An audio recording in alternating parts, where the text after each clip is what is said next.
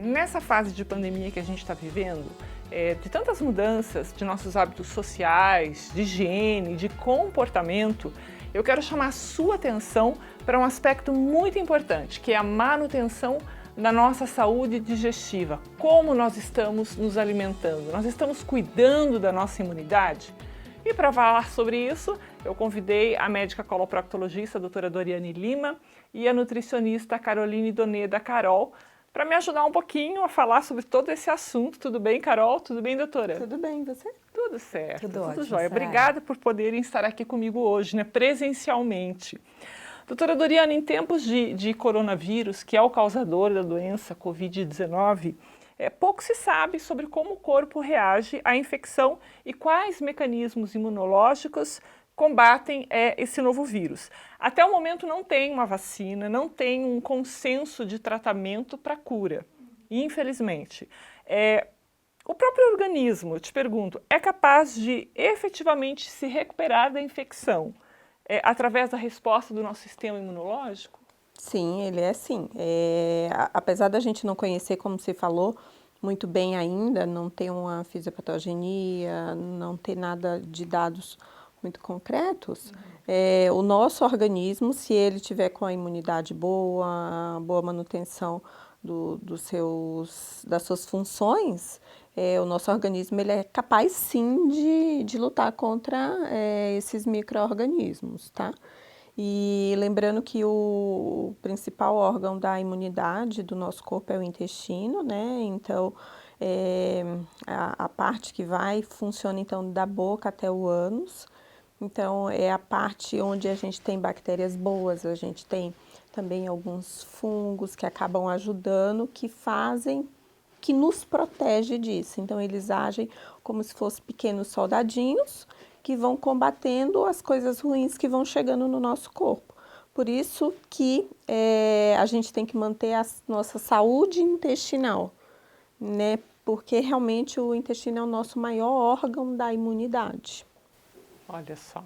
Carol, agora é que você entra, tá? Como fortalecer o nosso organismo? Como fortalecer essa imunidade? Quais são os alimentos que nos ajudam nesse momento? Na verdade, é um fator que tem se discutido bastante a partir do momento que nós pensamos que necessitamos de uma boa imunidade. As pessoas começaram a se preocupar com uma coisa que nós diariamente cobramos dos pacientes, né? Essa preocupação, ela precisaria acontecer muito antes. Então, uma coisa que a gente tem ressaltado bastante é que não tem como a imunidade ser totalmente remodulada, totalmente reformulada em uma semana em casa de quarentena, por exemplo. A imunidade é uma coisa que vem se construindo com o tempo, né? Ela se baseia nos hábitos alimentares, na prática de atividade física, em questões emocionais, na homeostase, seria num bom funcionamento do organismo todo, né? Mas, se antes não pensávamos nisso, agora precisamos minimamente tomar algumas condutas para que isso melhore. Primeira coisa, na alimentação, existem alguns alimentos sim que favorecem a imunidade, que diminuem o potencial inflamatório do nosso organismo. Se nós pesquisarmos na internet, tem se falado muito sobre esses alimentos, sobre própolis, sobre limão, alho, cebola, laranja, que tem muito antioxidante, vitamina C, e as pessoas têm usado de forma até demasiada esses alimentos. É importante ressaltar que o exagero de nenhum deles vai ser benéfico. O consumo de todos eles é muito benéfico, mas em quantidades normais. Equilíbrio, né? Equilíbrio. E é importante que essa alimentação seja realmente composta de alimentos naturais, o mais in natura possível. Então, que as pessoas consumam vegetais crus, muito bem higienizados, isso é uma coisa bem importante a ser ressaltada, muitas frutas, sementes, carnes de boa qualidade, então proteínas de boa qualidade, ovo, cereais, muitos líquidos, né? Que seria a base de uma alimentação saudável. Diferente do que eu acredito que aconteceu num primeiro momento com a maioria das pessoas na quarentena que se viram em casa, procurando alimentos que trazem um pouco mais de conforto e um certo grau de praticidade no preparo. Então, muitas pessoas foram para os congelados, para as farinhas, né, para os alimentos mais gordurosos, para o chocolate, para os doces, principalmente nessa época de Páscoa. Exato, uhum. São esses alimentos que nós temos que evitar e são os que são consumidos em grande escala. Então, procurar uma alimentação o mais in natura possível. Comida de verdade. Doutora Doriane, vamos falar um pouquinho de probióticos. Eu queria que você explicasse pra gente, assim, resumidamente, o que são e se a gente pode consumir todo dia. Excelente pergunta, porque aí, quando se fala, todo mundo está procurando a pílula mágica da imunidade, né? Então, a gente vê que a gente cai no que a gente bate todo dia. A boa alimentação. Uma coisa que eu estava lembrando durante a entrevista é dormir bem. O que está acontecendo? Fora de rotina, a gente dorme mais tarde, aí acaba dormindo mal, altera teu ciclo circadiano, isso baixa a tua imunidade. Tá? Então, o que a gente tem que fazer? A gente também tem que dormir bem. Qualidade do sono. Por quê?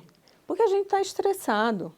E aí, só o estresse já diminui nossa imunidade. Então, a gente tem que dormir bem, comer bem e ainda fazer atividade física nesse período de quarentena. Nossa, que fácil. Tranquilo. E os probióticos. E agora, voltando para os probióticos.